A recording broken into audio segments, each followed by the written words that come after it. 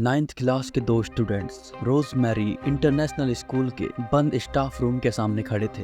इस staff room के बारे में स्कूल का बच्चा बच्चा जानता था कि ये भूतिया था, इसलिए इसे हमेशा बंद रखा जाता था। इस हॉन्टेड स्टाफ रूम के कई भूतिया किस्से इस स्कूल में सुनाए जाते थे, लेकिन वो सिर्फ सुने हुए थे। हकीकत में कोई ऐसा नहीं था जो कह सके कि ये सब उसकी आंखों के सामने हुआ था। इसलिए ये दोनों स्टूडेंट्स इस भूतिया स्टाफ रूम के अंदर जाकर ये साबित करना चाहते थे कि भूतिया सिर्फ इसकी कहानी है, ये स्टाफ रूम नहीं। इस इरादे के साथ दोनों ने भूतिया स्टाफ रूम का दरवाजा खोला और अंदर चले गए। अंदर बहुत अंधेरा था, दोनों एक दूसरे को भी नहीं देख पा रहे थे।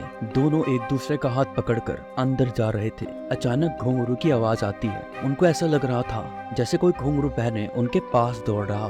दोनों इतने घबरा गए और वापस जाने के लिए पलटे तो देखा उनके सामने दो खुखार लाल लाल खूनी आंखें थी जो उनको घूर रही थी। ये देखकर दोनों डर से चीख पड़े। अचानक वो दोनों हवा में उछलते हैं और दीवार से टकरा गए। सायरन की तेज आवाज के साथ एम्बुलेंस स्कूल के अंदर आती है। हॉन्टेड स्टाफ रूम से दोनों घायल स्टूडेंट्स को स्टेशन पर बाहर ले जाया जा रहा था। वहीं पर खड़ा प्रिंसिपल चपरासी पर नाराज हो रहा था।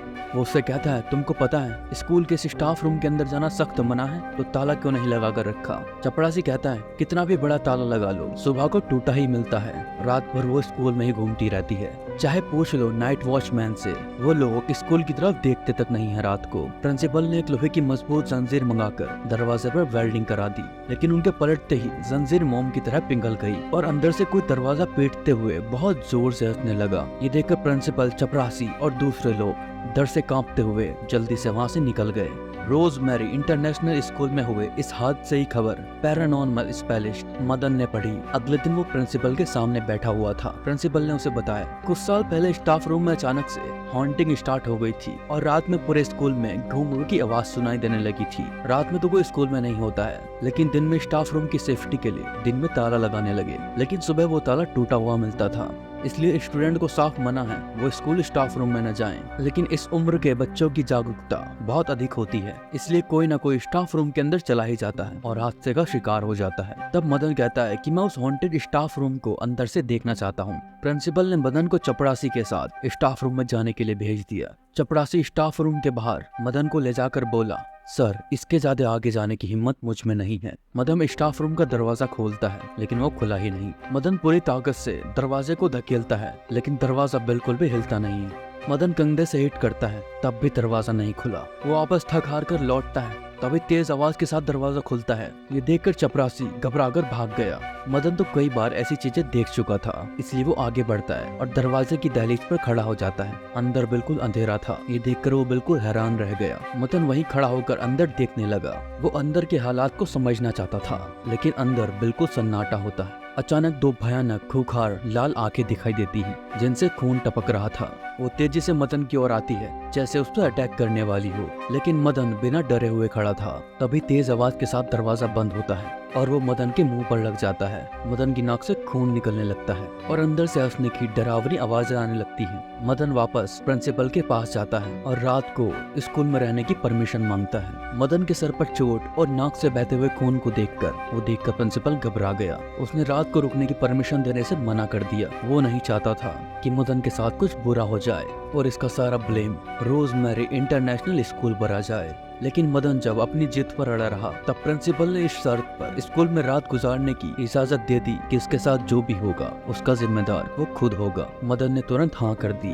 अब उसी शाम मदन अपने पैरानॉर्मल सामान के साथ स्कूल पहुंच जाता है। नाइट वॉचमैन ने मदन को स्कूल के अंदर जाने दिया और बाहर से दरवाजा लगा दिया और खुद स्कूल के मेन गेट पर चला गया। उसने स्कूल की तरफ पीठ कर ली थी। वो रात में उस तरफ देखने से भी डरता था। मदन ने स्कूल में जाने के बाद अपना पैरानॉर्मल बॉक्स खोल दिया। उसने कान पर हेडफोन लगाकर मीटर से कनेक्ट किया और आगे बढ़ने लगा। एक दिशा में चलने पर मीटर की रीडिंग के साथ उसका बीप करना भी बढ़ गया था। एक जगह पर पहुंचकर उसका मीटर तेजी से बीप करते हुए सुई एकदम हाई पर चली गई। तब मदन देखता है वो ठीक हॉन्टेड स्टाफ रूम के सामने खड़ा था। मदन दरवाजा खोलता है। अंदर से तेज हवा का झोंका आता है जो मदन को धकेल कर दूसरी तरफ चला जाता है। वो अपने मीटर में देखता है कि उसका मीटर अब 0 पर था।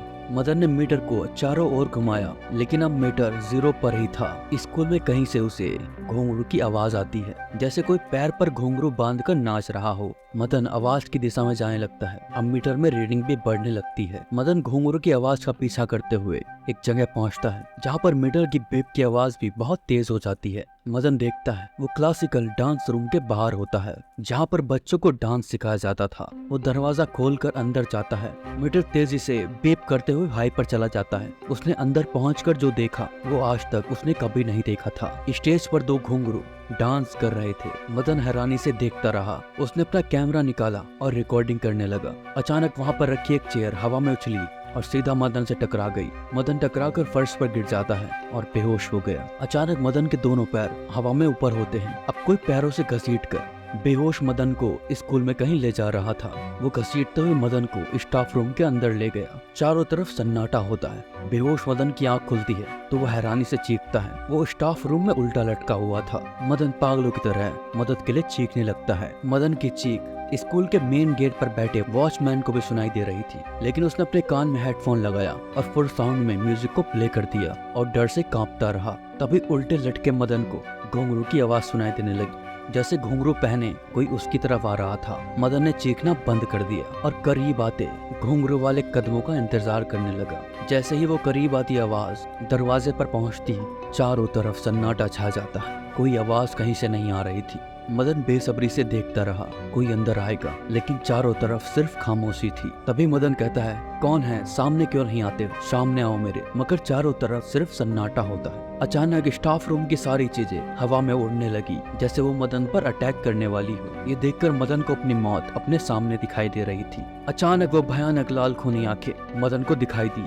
उनको देखकर मदन चीखता है। वो कहता है, देखो तुम जो भी हो, मुझे मारकर तुमको कुछ नहीं मिलेगा। मैं यहाँ पर तुम्हारा नुकसान करने नहीं आया हूँ। मैं जानता हूँ तुम यहाँ पर फंसी हुई हो। मैं तुमको आजाद कराऊंगा। मैं तुमसे वादा करता हूँ। ये बोलते ही हवा में लटका हुआ सामान बेजान होकर नीचे गिर गया। अगले पल मदन भी नीचे गिर जाता है। मदन उठता है और उस भयानक खूनी लाल आंखों से बोलता है, सब कुछ बताओ मुझे, मैं तुम्हारी मदद करूंगा। इसके बाद जो मदन को सुनाई दिया वो जानकर मदन के पैरों तले जमीन खिसक गई थी। अगले दिन मदन पुलिस के साथ प्रिंसिपल के ऑफिस में पहुंचा। पुलिस को जो आया देख प्रिंसिपल हैरान रह गया। वो कहता है कि कल जो भी हुआ उसका जिम्मेदार सिर्फ मदन है। वो अपनी मर्जी से रात को यहाँ पर रुका था। मदन पूछता है, प्रिंसिपल सर, ये रेवती कौन है? प्रिंसिपल हैरान रह गया। वो कहता है कि यहाँ पर इस नाम का कोई टीचर नहीं।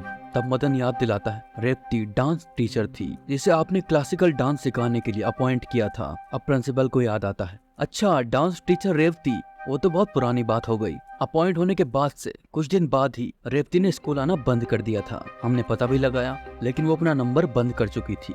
हमको लगा कि वो वापस चेन्नई पहुंच गई है। वो चेन्नई नहीं लौटी थी, उसे इस दुनिया से लौटा दिया गया था, वो भी उसका रेप करने के बाद। ये सुनकर प्रिंसिपल हैरान रह गया। किसने किया था रेप? किसने किया था मर्डर रेवती का? तब मदन ने वो नाम बताया, जिसे सुनकर सब हैरान रह गए। मदन कहता है, वो आप थे प्रिंसिपल सर, आपने ही रेवती का रेप किया था, और जब उसने पुलिस में जाने की धमकी दी, आपने उसका मर्डर कर दिया, उसकी लाश को गायब कर दिया था। इसी इंसाफ के इंतजार में रेवती की आत्मा भटक रही है, उसी स्टाफ रूम में जहाँ पर उसका रेप और मर्डर हुआ था। वो भटकती आत्मा रेवती की है और उसी ने मुझे ये सब सच बताया है। ये सुनकर प्रिंसिपल भड़क जाता है, आप लोग पागल हो गए हैं, एक भटकती आत्मा ने इससे कहा, और आप पुलिस वाले विश्वास करके यहाँ तक आ गए? पुलिस प्रशासन कानून से चलता है या अंधविश्वास से? मुझे वो जगह भी रेवती की भटकती आत्मा ने बताई है, जहाँ पर आपने उसकी लाश के साथ अपने खून से सने कपड़े भी दफना रखे हैं। उन पर मिले आपके डीएनए से साबित हो जाएगा कि आप सच बोल रहे हो या रेवती की भटकती आत्मा। ये सुनकर प्रिंसिपल कांप जाता है। अब मदन के बताने पर